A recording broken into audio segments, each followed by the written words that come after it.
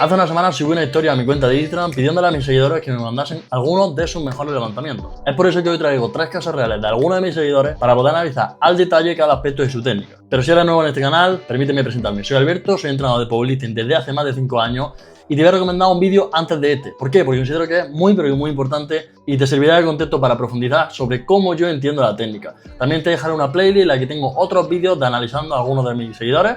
Así que, dicho esto, dentro vídeo que vamos a pegarle una buena a estos 3 chavales. Pues antes de empezar, primero quiero hacer una pequeñísima parte en la que explique cómo es importante la técnica y cómo la técnica afecta a tu rendimiento, ¿vale? Número uno, hay que empezar a disociar lo que viene siendo tu técnica con los feelings que tengas, ¿vale? Una frase que le digo mucho yo a mis atletas es que no puedes usar tus feelings como vara de medir. Y intento explicárselo diciéndole, vale, cómo te sientes no es como rindes. Me explico. Habrá días, y seguro que si estás viendo este vídeo, hace powerlifting, y habrá días que seguramente te has sentido muy mal, has remontado la sesión, o días que tenías que hacer un por uno, un por dos, una triple importante, y empezabas a lamentar y dices, buf, no me siento como el otro día. En la semana pasada me sentía mejor. Y aún así, a nivel de rendimiento, te encontraste mejor. Es decir, a lo mejor en la semana 4 hiciste 160 por 3, bastante bien, pero el día que te tocó 170 por 3, te sentías algo raro, tal, aún así completa el trabajo. Es por eso que muchas veces digo que los feelings pueden depender de muchísimas cosas y que tu vara de medir de cómo de exitoso es tu entrenamiento, de cómo de buena es tu técnica, de cómo te sientes, lo que está haciendo es que te destine hacia el fracaso, porque el 80% de los días te vas a sentir raro, el otro 10% te vas a sentir fatal y luego habrá uno de cada 10 días, básicamente el 10% que queda, en el que más o menos te vas a sentir algo bien. Dicho esto, los feelings no pueden ser tu para medir. Los feelings no miden cómo de bueno o buena eres técnicamente, ¿vale? El objetivo de este vídeo es explicarte el rendimiento mucho más complejo. La red causal que hace que tu rendimiento mejore es muy compleja. O sea, no es tan fácil como, vale, no, haz este cambio en tu sentadilla y va a mejorar X kilos. Ojalá fuese así, ojalá no. Pues, pues eso no es posible, ¿vale? De hecho, si en este vídeo también digo, para, no, voy a intentar mejorar 20 kilos mi sentadilla con el pro tip que me va a decir Alberto. Realmente esto no es así. Hay muchísimos factores que afectan a cómo tú rindes y, insisto, si llevas mucho tiempo en este deporte ya te estarás empezando a dar cuenta de estas realidades. Es por eso que en este vídeo voy a explicar básicamente mi visión RBF. Tengo un vídeo en el que ya explico brevísimamente esto. Este vídeo es el vídeo de la baseline, ¿vale? Te lo voy a dejar seguramente por ahí arriba, así que te será bastante útil. Y no voy a indagar mucho porque ya te digo, tengo un vídeo sobre esto, el cual te recomiendo que vayas a verlo, está en los 5 primeros minutos, pero de manera muy rápida, la visión RBF, básicamente, cuando yo analizo una técnica, yo siempre lo hago como si fuese esta base de la pirámide, en la que abajo tengo el reglamento, primero quiero ver que cumple el reglamento, es decir, pues baja lo suficiente en sentadilla, baja lo suficiente también en banca, pausa bien, el culo se queda en su sitio, dele, pues más de lo mismo. Una vez cumplimos el reglamento, pasamos al siguiente nivel. Si, Alberto, mi sentadilla, yo sé, tengo 270 sentadillas, pero no baja, básicamente, no me sirve, ¿vale? La primera base es el reglamento. Una vez tenemos el reglamento, vamos al balance. ¿Cómo que balance? Pues el balance del centro de masa sobre la base de sustentación. Esto es seguramente algo que habréis escuchado mucho, pero quizás no llegáis a ver del todo bien, a entenderlo del todo bien, porque necesitas ciertos conceptos a nivel de biomecánica. No te preocupes porque en este vídeo te lo voy a explicar más tarde con una sentadilla. Y luego la última parte, que es la F de fugas. Curiosamente, justo es lo menos importante que la fuga, lo que la mayoría de la gente se centra en los pequeñísimos detalles. Bueno, voy a generar una ligerísima rotación con la muñeca para la banca. Esas son las pequeñas cosas. Lo importante es lo anterior, lo importante es que cumpla el reglamento y que tenga un buen balance. Si tiene un reglamento, si cumple el reglamento y tiene un buen balance, muy probablemente ya el 70-80% del levantamiento ya está más o menos bien. Pueden mejorarlo, pueden mejorarlo. Pueden empeorarlo, pueden empeorarlo. Pero el 80% del levantamiento ya está bien. A partir de ahí vamos a la fuga, que son las pequeñas cosas. ¿Qué ocurre con la fuga? Es que es una métrica, como pongo aquí, subjetiva. Es decir, esto realmente, sí, obviamente todo tiene cierto sentido de, oye, vale, pues, ¿por qué quiero generar esta rotación interna de la mano? Pues bueno, quiero generar esta rotación interna de la mano porque eso va a generar una rotación interna en el hombro y necesito X cosas. Esos son pequeños detalles que, digamos que dependen mucho también del entrenador. Un entrenador puede que tenga ciertos sesgos hacia ciertas directrices técnicas, hacia ciertos tipos de técnicas, y otro entrenador puede ser que lo tenga hacia otro lado. En cambio, el que cumple el reglamento es objetivo, o sea, dentro de lo que cabe, y luego que hay un buen balance del centro de masa sobre la base de sustentación, es también objetivo. ¿Qué es lo bueno? Que lo más importante es el objetivo, o sea, lo más importante, lo mire que lo mire, vas a, lo mires en China, lo mires en España, da igual, a priori es lo mismo, ¿no? Dicho esto, pasamos a ver, yo siento como el resumen de toda esta pequeña mini TED Talk, ¿no? De la complejidad del entrenamiento, y es que justo me estoy leyendo un libro, que es este, que os lo voy a recomendar. Es el libro del Manual de Entrenamiento de la Fuerza, el de Periodización Ángel de Jovanovic, y está bastante bien, o sea, yo ya me lo leí en su momento, eh, pero lo estoy volviendo a releer y me está haciendo ver lo realmente complejo del entrenamiento. Muchas veces pensamos, bueno, intentamos simplificar la realidad. Y es que todo lo que estamos haciendo con el entrenamiento y realmente con todo son simplificaciones de la realidad. La realidad es compleja y tiene incertidumbre. Todo lo que estoy intentando aquí son simplificaciones. Al tener una simplificación tiene un error. Es decir, todo lo que yo digo es de una manera u otra erróneo. O sea, todo. Lo que yo diga, lo que tú digas, lo que quien sea diga es erróneo. Es por eso que quiero que todo lo que diga, que le den una vuelta, que no simplemente escuchéis y digáis, hostia, lo que ha dicho Alberto es la verdad, sino que simplemente lo toméis como un punto de vista más y lo integráis en vuestra simplificación de la realidad a priori, ¿no? Dicho esto, pasamos directamente ya con el vídeo, ¿no? Primero, tenemos la sentadilla de Hugo, ¿vale? Por aquí. Tenemos la sentadilla de Hugo. Ahí son 300 kilos en sentadilla. Y, bueno, vamos a poner aquí. Si no me estoy equivocando, es su mejor sentadilla histórica, lo cual esto ya me determina realmente cuántas cosas le puedo decir yo a Hugo. Obviamente, eh, que tenga más o menos sentadilla no significa que no le pueda criticar. Habrá gente con 350 sentadillas que pueda decirle, yo quizás cambiaría esto, yo quizás no cambiaría esto. En el caso de Hugo, si no me estoy equivocando, es su mejor sentadilla hasta la fecha. A nivel técnico, cumple con las bases, que es lo que pongo aquí. Cumple con el reglamento, hay un buen balance, es decir, no se ve de una manera clara, aunque realmente esto lo ideal es sentadilla y mirar lo justo del lateral. Hay un buen balance, por ende, a priori no vamos a. O sea, no hay mucho que decirle. Lo que sí podemos hacer es hacer pequeñísimos cambios, que como digo, estos ya son sesgos que puede tener un entrenador hacia ciertos tipos de técnicas. En mi caso, por ejemplo, sí es verdad que me doy cuenta que estos son cosas que no suele repetir mucho en el atleta. Tanto la secuencia de bracing, yo creo que podría mejorar un poco, porque lo que me da la sensación es que, bueno, me da la sensación de que, por ejemplo, lo hace todo un poquito acelerado.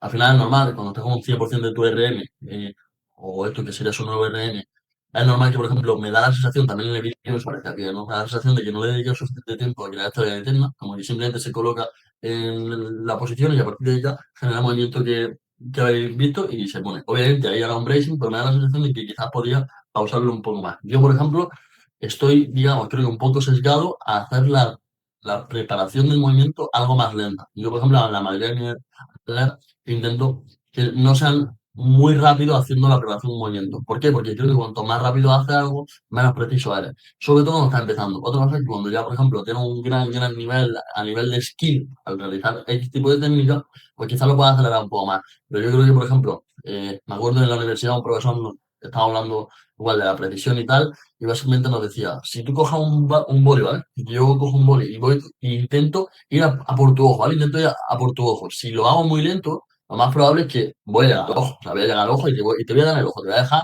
te voy a dejar el ojo reventado, ¿no? En cambio, si yo intento de la manera más rápida darte en el ojo con mucha velocidad, es muy probable que no sea preciso. ¿Esto qué significa? ¿Significa que tienes que hacer las cosas lentas? No. Significa que seguramente si está empezando a hacer un movimiento, cuanto más rápido lo haga, menos preciso va a ser. Y cuantas más veces hagas ese movimiento de manera poco precisa, es como si estuviese echando monedita en una hucha. Al final lo que estás haciendo es acostumbrarte a hacerlo de esa manera y acostumbrarte a hacerlo de una manera poco precisa y seguramente poco eficiente. No digo que lo esté haciendo de poco eficiente Hugo, pero sí es verdad que para mí la secuencia de bracing la haría un poquito más lenta. No os preocupéis porque ahora, por ejemplo, hay unos elementos gráficos que os van a servir muy bien para entender qué es el bracing. Y luego, por ejemplo, esto que es lo que creo que es más interesante, que os puede llegar a gustar más.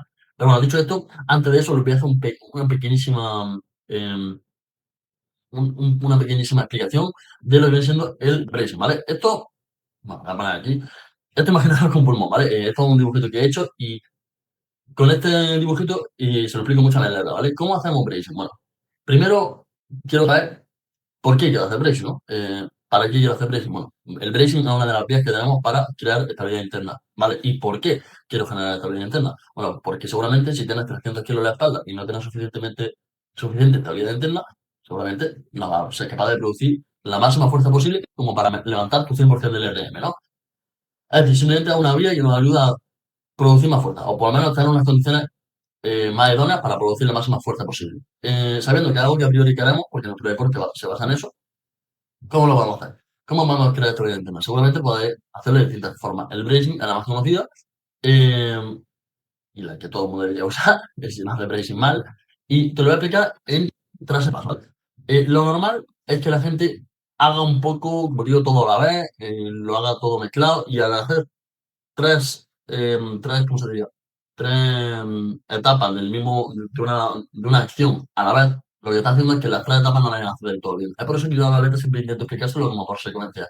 A, B, C, 1, 2, 3. No hacer las tres cosas a la vez, sino simplemente dividirlo y hacerlo poco a poco, porque como digo, creo, en base a cómo quizás yo incluso estoy un poco sesgado, creo que así es mucho más sencillo que una persona, especialmente novata, principiante o intermedia, sea capaz de hacerlo y entenderlo. Porque una cosa que no se nos tiene que olvidar es que los atletas son atletas, no son entrenadores. Los atletas no entienden todo como lo tiene que entender un entrenador.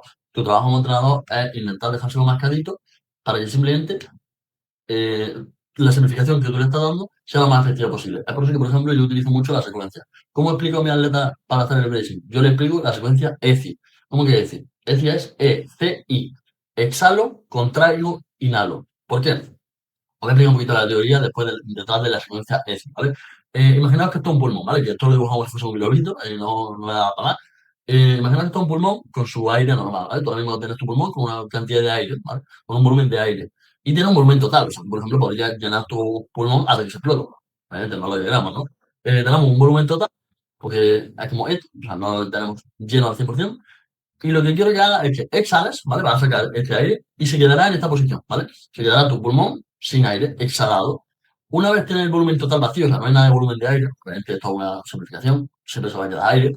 Una vez tienes ya el pulmón vacío, lo que va a hacer va a ser contraer la musculatura en general bueno, no me gustaría decir del core, pero me estás entendiendo, ¿no? Una vez exhalas, contraer. Una vez contraído, lo que va a ocurrir es que, digamos, que el volumen total no solo de tus pulmones, sí, sino como del cuerpo, es menor. Al contrario, el volumen total es menor. Si le vuelves a meter la misma cantidad de aire, lo que va a ocurrir es que va a haber menos volumen total para la misma cantidad de volumen de aire.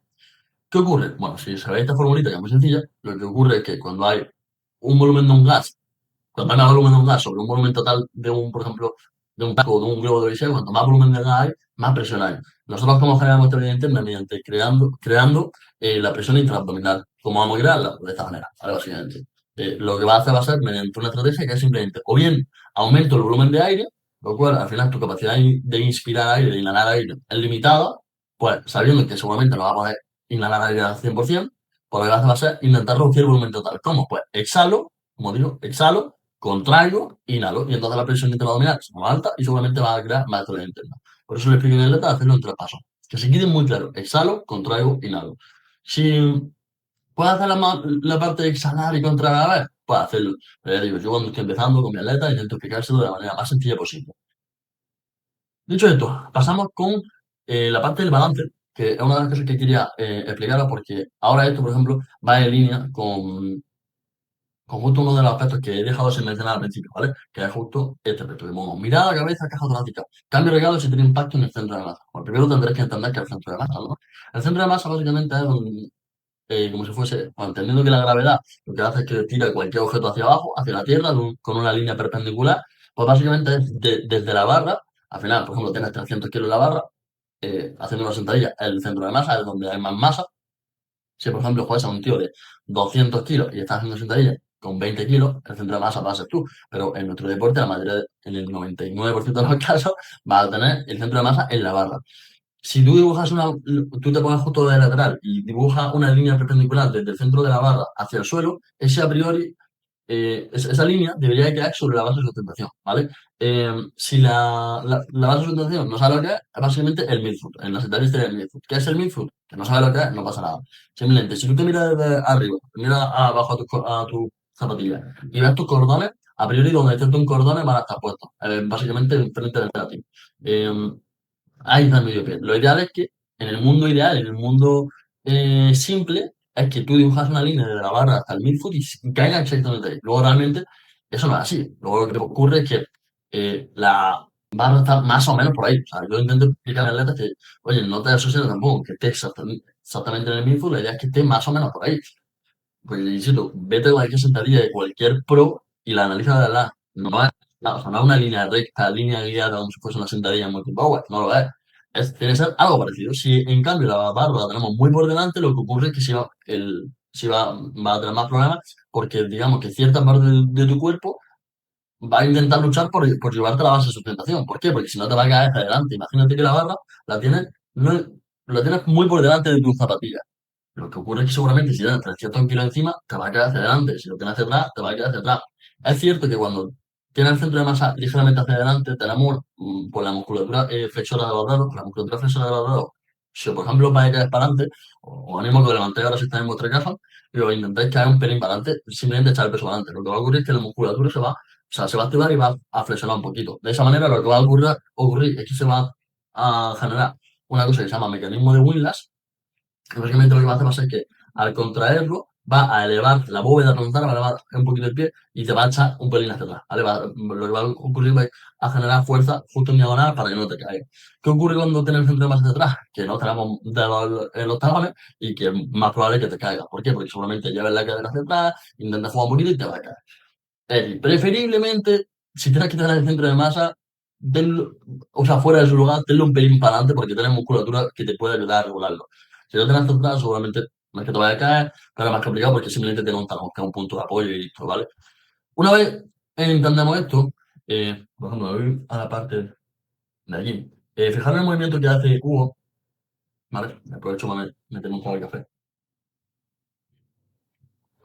Vale, fijaos, mira, ahora mismo me está mirando. Y fijaos donde, bueno, o sea, lo que digamos que estás mirando más o menos aquí, luego parece como que estás mirando un poquito más para adelante, más para arriba. Con el mismo tipo de problemas. ¿Qué ocurre?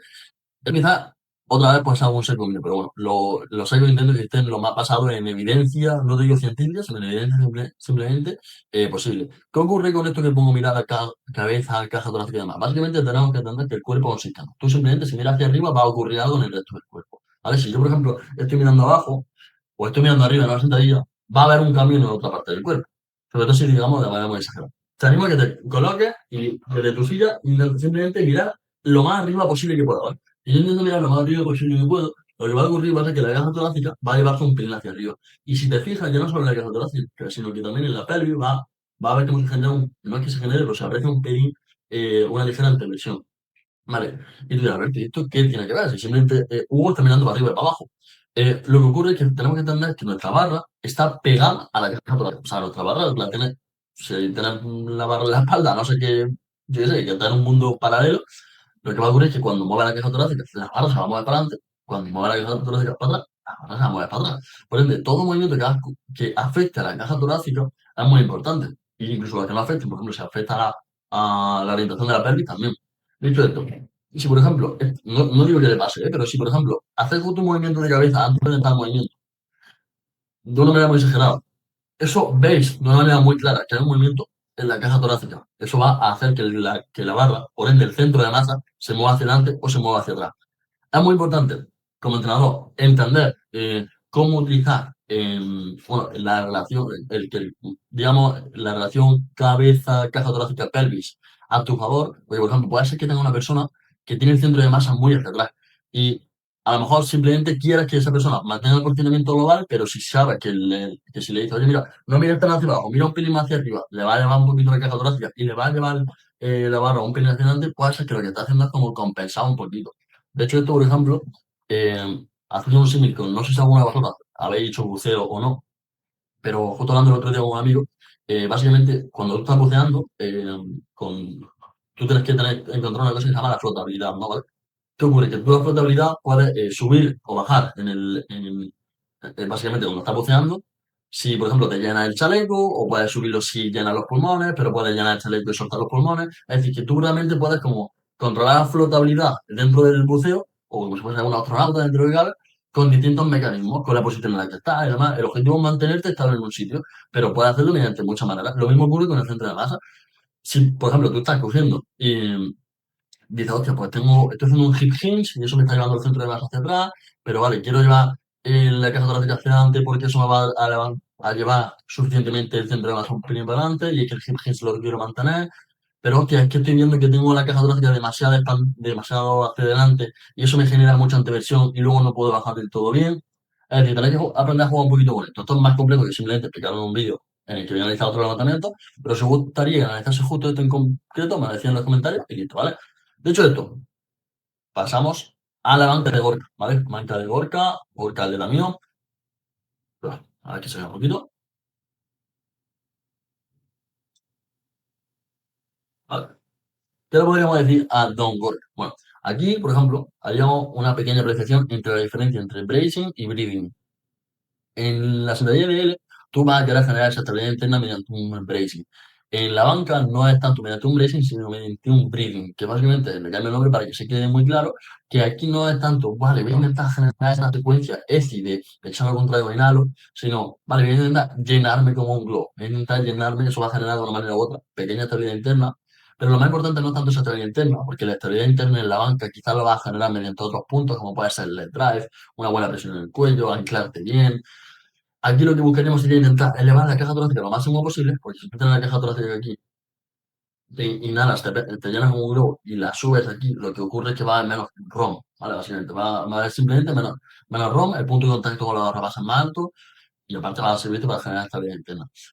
Esto simplemente para que lo tengas en cuenta. Por ende, aquí la secuencia ECI no tiene todo sentido. Aquí, pues simplemente inhala, puedes inhalar en distintos puntos. De hecho, tengo un vídeo que seguramente os dejaré en la descripción que es sobre Bracing y Breathing junto a River y os vendrá muy, pero que muy bien. Luego aquí, pongo aquí, slow setup, otra vez. ¿Por qué? Bueno, esto básicamente, si puede ser que sea simplemente un sesgo mío, pero a la mayoría de las personas intento decirle que, vale, que lo haga lo más sencillo posible. Eh, ¿Cómo lo vamos a hacer? Bueno, lo vamos a hacer aquí. Esto, imaginaros, ¿vale? Imaginaos que aquí, que donde estoy yo, ¿vale? El circulito es la cabeza de una persona, ¿vale?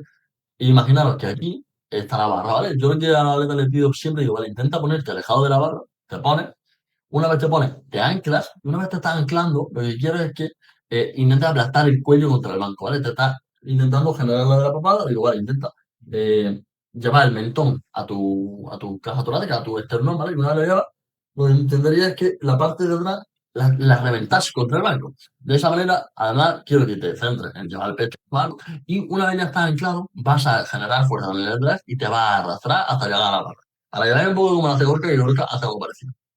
A ver, fijaros que aquí más o menos se ancla. Fijaros que está haciendo más o menos la papada, está con el cuello, digamos, plano. Y una vez ya lo tiene, lo que está haciendo es deslizarse hasta poner los ojos más o menos a la altura de la barra. Más o menos. ¿Vale? Fijaros, se está deslizando. Ahí ya se ha terminado de deslizar. Seguramente el brace lo ha hecho antes del setup, si no me estoy equivocando. Pero puedes hacerlo antes, luego una vez ya te has colocado, puedes soltarlo y volver a hacerlo. Puedes hacerlo una vez solo, únicamente. O sea, esto realmente también un poco depende de eh, no recomendaciones individuales, sino simplemente como tú te vas sintiendo, un poquito de prueba y error. Aquí yo ya no lo veo tanto como ciencia exacta, sino simplemente como tú te sientas bien. Si quieres hacer breathing antes, después, las dos veces, tres veces, lo importante es que sea eficiente. Y luego aquí, por ejemplo, eh, hablo un poquito de tema de pausa. Porque, por ejemplo, fijaros en las pausas de Don Gorka, ¿vale? Esta pausa no es una pausa de hundimiento, no es una pausa de hundimiento, digamos, de libro, tampoco es una pausa de soft pause de libro. Es una especie de pausa híbrido. Y aquí, bueno, de hecho, en nuestro caso en concreto, por la caja torácica tiene una caja torácica bastante grande, en su momento hacía un hundimiento más agresivo y no funcionaba. Ahora lo que vamos a hacer después de la competición que estamos preparando ahora, va a ser básicamente otra vez volver al hundimiento. Pero en este tipo de pausa, en este caso en concreto, ¿cómo haría el drive? Bueno, es una de las cosas que explico. Pero antes quiero recomendar un vídeo de José López. José López tiene un vídeo en el que habla de justo de esto, de cómo hacerle drive con las pausas con rendimiento y demás. Y os lo recomiendo porque de verdad es un vídeo algo largo, si no me equivoco, pero creo que puede venir bien si queréis profundizar un poquito en esto. Y como digo, aquí tenemos distintos tipos de pausas, ¿vale? Si tú haces una pausa soft, ¿vale? Una pausa suave, en la que no tomes nada a la barra, lo que intento explicar a la atleta es que con el miembro inferior tienes que estar generando leg drive al 100% de tu capacidad todo el rato. No vale como, no, cuando me toque la barra empujo un poquito más. No, no, tienes que estar al 100% todo el rato. En cambio, cuando haces una pausa con movimiento, una pausa híbrida, digamos que no es tan, o sea, aquí por ejemplo lo he exagerado mucho, ¿vale? Sería como básicamente cuando sales de la pausa habría una especie de bonus, una especie de plus. Cuando una pausa híbrida sería, digamos, como una especie de mix, o sea, no tendríamos que dejar, no tendríamos que eh, dejar tanto en el tintero en cuanto a cuánto empujamos, cuánto no empujamos en el miembro inferior. Pero es cierto que si lo haces de una manera muy exagerada, va a haber una falta de control, seguramente. Cómo pones el culo en el banco, seguramente se va a levantar. Y luego también te va a dar poca repetibilidad. Lo bueno de hacer una pausa suave es que la mayoría de casos es más sencillo, o sea, más sencillo incluso. Y te puede dar más repetibilidad cuando estás aprendiendo a hacer banca. Cuando estás haciendo banca con movimiento es muy complejo. O sea, es muy complejo a nivel de left drive, de cómo lo controlas, cuánto empujas, cuando lo empujas es más complejo. Diría que para mí, personalmente incluso, es lo que más me cuesta en cuanto a la banca de movimiento, que yo lo hago precisamente porque no llego a la profundidad. Y a mí es lo que más me cuesta, sin duda, el controlar cuántos leg drive estoy haciendo, cómo lo hago, cómo no lo hago, cómo mantengo el culo en el sitio y algo con lo que yo diría que es los más problemas los problemas más importantes que estoy teniendo con la banca. Y dicho esto, pasamos al último caso, que es el último peso muerto. Y en esta parte creo que puede interesar mucho, porque voy a hablar de Slack y demás, cosas que mucha gente le parece muy interesante. Y aparte de eso, que le parece muy interesante, no tienen ni idea dentro de cada. Dicho esto, no digo que Chema no la tenga, ¿eh? Mm, vale, vamos a hablar un poquito, una vez más, de el setup, la preparación, ¿vale? De hecho, hago aquí un speedrun rápido. Fijaros, aquí pongo que el 99% es preparación y el 1% es ejecución. ¿Por qué? Pues en este caso, en el DL incluso más. ¿Por qué? Pues básicamente porque no tiene una excéntrica previa, simplemente partes de, vale, tengo que empujar, tengo que hacer la concéntrica. Por eso aquí el setup toma incluso más importancia. Algo que seguro que habéis escuchado mil y una veces. Eh, Vamos a hablar primero de cómo reestructuraría yo el setup. Al final, por ejemplo, aquí igual, si no me equivoco, solo son 280. Si no estoy, bueno, no lo sé. Sí, sí, son 280, si no me equivoco. En general, el levantamiento está relativamente bien. O sea, a nivel de reglamento, bien más o menos. A nivel de si tiene algún problema de balance, en este caso es como de cerca como de lejos está de la barra, no lo tiene. Pero bueno, vamos a explicar un poquito diferencias importantes, ¿vale? Diferencias importantes entre qué es el wedge y qué es el caderazo. Aquí, por ejemplo, es una cosa que seguramente muchos de vosotros o no sabéis o no llegáis a diferenciar. ¿Por qué? Simplemente por el efecto de la traducción. En inglés, si no me equivoco, es wedge y pivoting, ¿vale? ¿Qué ocurre? Básicamente, el movimiento de wedge, voy a intentar dibujar un poco, ¿vale? Voy a poner aquí un poquito creativo. Y, vale, no, vale. El movimiento de wedge, básicamente para mí, es como, yo tengo, digamos, la cabeza del tío, ¿vale? Tengo aquí la cabeza del tío, vale, no me dejan, vale, pues,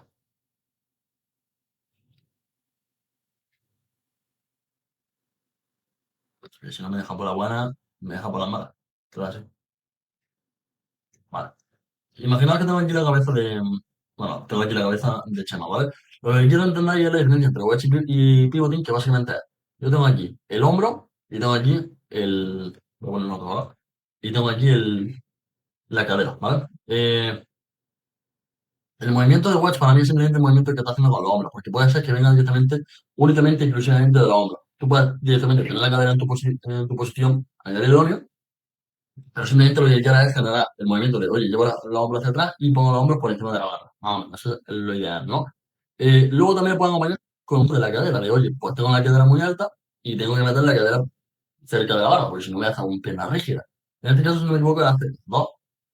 Efectivamente, es lo que está haciendo es, fijaros que aquí tiene la cadera lejos, digamos, ¿no? Tiene la cadera lejos, que aquí va a hacer generar ese caderazo y luego tiene los hombros por delante y va a llevar los hombros hacia atrás. Y si os fijáis, hace justo eso. ¿Para qué? Para tener los hombros encima de la barra, la cadera cerca de la barra. ¿Qué ocurre? Que es muy importante aprender a diferenciar esto. ¿Por qué? Porque puede ser que haya gente que no necesite un caderazo tan amplio. Por lo que, por ejemplo, yo veo aquí con Chema, tengo un caderazo bastante amplio dentro de cabe. Ya aquí tengo un caderazo bastante amplio. Puede ser que no lo necesite tan amplio. Puede ser que sí, simplemente esto es cuestión de probarlo. ¿Qué ocurre? Cuanto más rango de movimiento tenga el caderazo, digamos que más margen de error para luego el posicionamiento final. Cuanto más cortito el caderazo, menos se tiene que mover, más rápido puede volver a la misma posición, más preciso puede llegar a ser. Esto si tienes algún problema con dónde colocar la cadera y es que estás haciendo un caderazo muy exagerado, un wedge muy exagerado, quizás lo que tienes que hacer es acortarlo un poquito, o quizás puedes hacer simplemente no hace tanto, no hace caderazo, no es 100% necesario, ¿vale?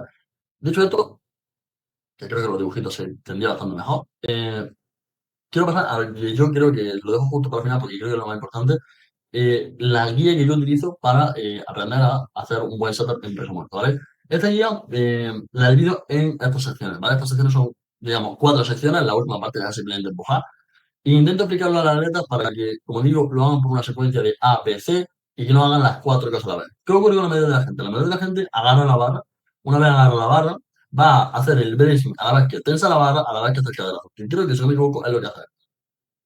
Si no me equivoco, él estará tensando la barra a la misma vez que hace el caderazo y a la misma vez que hace el bracing. Fijaros la boca, mientras ahí, por ejemplo, cuando abre la boca, digamos, como cuando a priori empieza a hacer el bracing, y lo empieza a hacer mientras hace el caderazo y seguramente mientras está intentando tensar la barra. Esto es lo que la mayoría de la gente hace. No pasa nada, lo hace así. Pero cuando, por ejemplo, estáis teniendo problemas con eso o quizás estáis aprendiendo de nuevo, haz algo así, ¿vale? Número uno, agarra la barra, ¿vale? Agarra la barra de una manera muy específica, ¿vale? Cuando vaya a agarrar la barra, no vale como voy a agarrar la barra como si estuviese usando una caja de suelo. Lo que tienes que intentar va a ser, pero voy a intentar coger, ponerme en mi stance directamente, pero una vez en mi stance, voy a simplemente, con los brazos completamente muertos, como si fuesen hilo, voy a bajar flexionando la rodilla y flexionando la cadera, porque si por ejemplo solo flexionas la rodilla, lo que va a ocurrir es que vas a entrar ya en movimiento, si solo flexionas cadera, lo que va a ocurrir es que vas a ser un peso muerto normal. Vas a flexionar rodilla y cadera de una manera totalmente natural y vas a bajar con los brazos sueltos hasta que toque la barra. Una vez has tocado la barra, por ahí seguramente estás posicionándote más o menos donde vas a tener que empujar. Una vez ya lo has hecho, agarras bien, no muevas mucho la cadera, te coloca en ese sitio, y una vez ya estás agarrando, ese va a ser tu posicionamiento. Ya has agarrado la barra.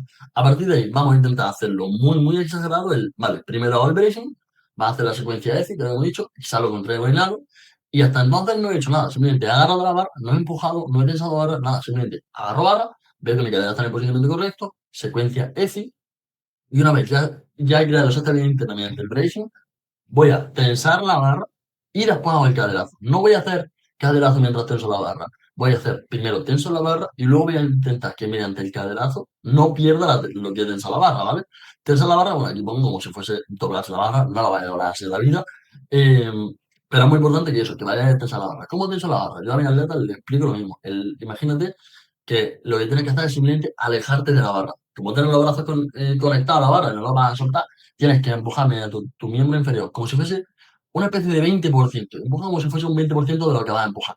Pretensa un poco, empieza a empujar un poco. Y una vez has empezado a empujar un poquito en eso, también intenta con el miembro superior, con los brazos, también tirar un poco, ¿vale? O sea, simplemente lo vas a intentar va a ser como si la barra está aquí, tú lo que vas a intentar va a ser alejarte un poco.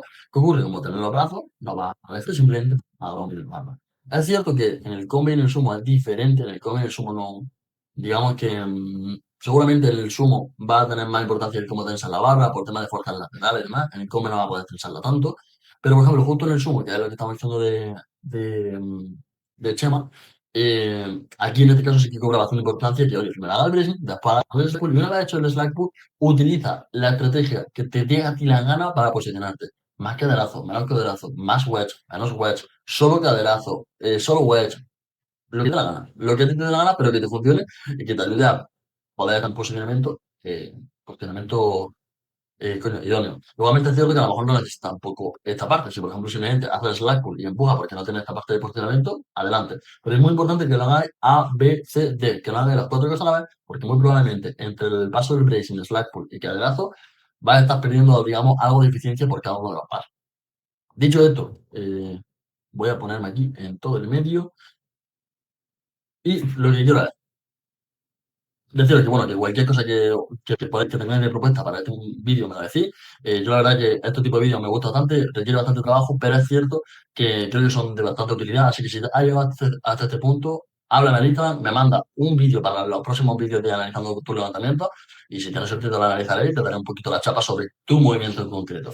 ¿Vale? Pues nada, meteros en la descripción que tenéis una serie de vídeos para profundizar un poquito en ciertas cosas que te he comentado.